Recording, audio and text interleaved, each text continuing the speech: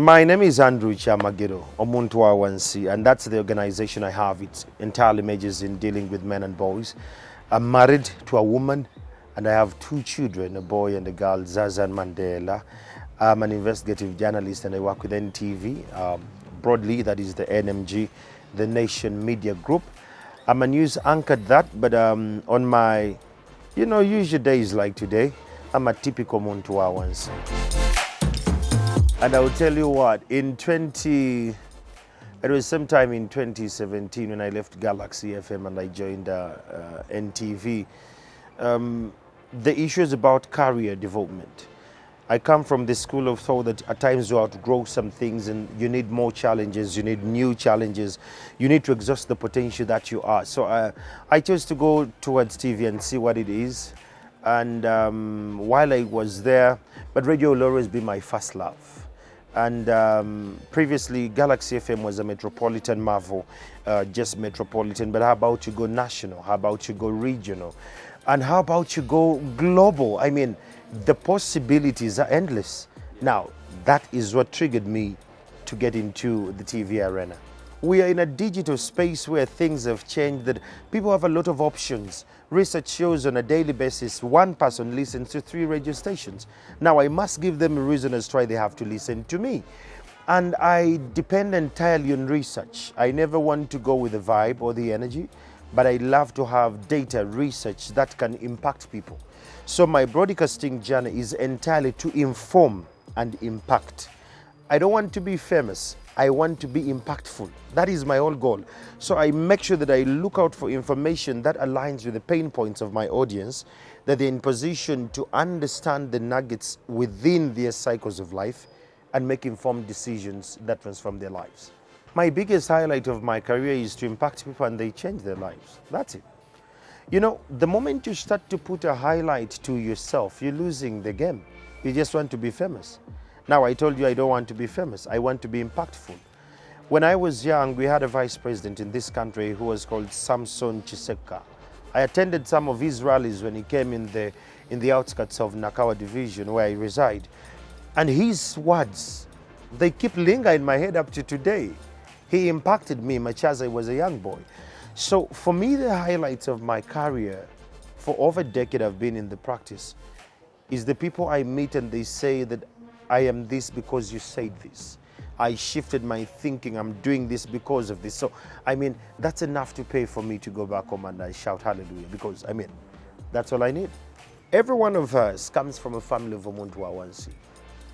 Ironically, when we come through into the middle class sector or when we go up the ladder of the pyramid, we never want to associate with Omuntu Awansi. And the whole idea is that these people are very resilient, they're very loyal. The informal sector, it's what runs our economy. But we don't have particular communication tools and modules that have been designed to amplify their stories. So while everyone is trying to run around to be, European or westernized in their content, I choose to be Omuntu Awansi. These are the people I'm going to go back to when I leave media. I won't be in Massachusetts, I won't be in London. I will go back somewhere in Kachiri and I'm going to meet that very person. So how about I focus on them? How about I give them tools, information gaps that are closed so that they are in position to develop? So once they develop, our country is lacking an issue of mindset alignment. And that's where my energy is. That if Omuntu Awansi understands that I don't need to work hard, I need to work smart. I need to create boundaries. I need to have financial discipline. I need to have a wife and I must respect them. Being a man does not mean you being egocentric, being, aggressive. Like the moment you start to disrupt those social norms of understanding of the new dynamics, then you're impacting Omuntu Awansi. So the ones who are in the middle class, even some of those who are in offices, they are Omuntu Awansi, but they don't know. Because back at their home, they have an askari or they have a maid. So for me, what I'm telling them is, Omuntu Awansi does not need money all the time. Can you just send the elevator down?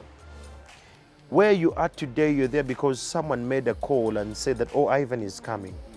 And much as it was past time, they said, Ono Andrew Kyamagero, they opened for you. Can you hold the door for only 4 people?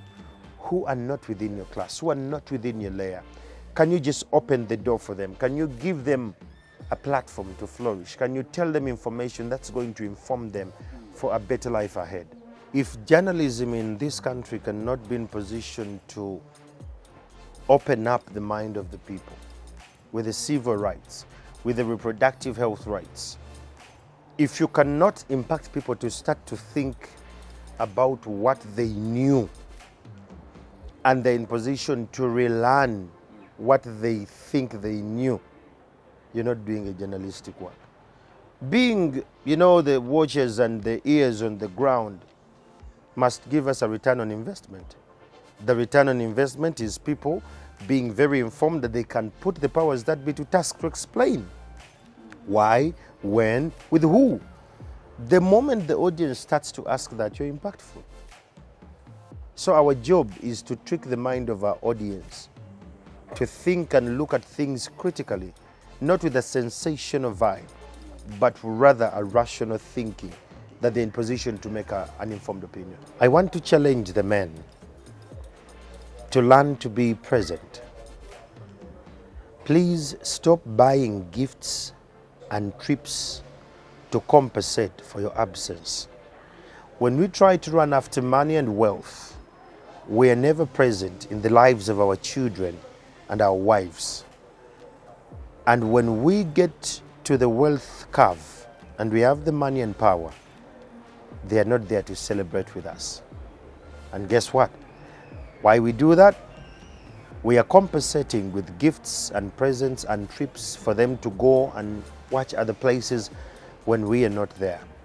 When we grow old, these children won't be present. You want a good retirement as an old man? Be present in the lives of your children and wives.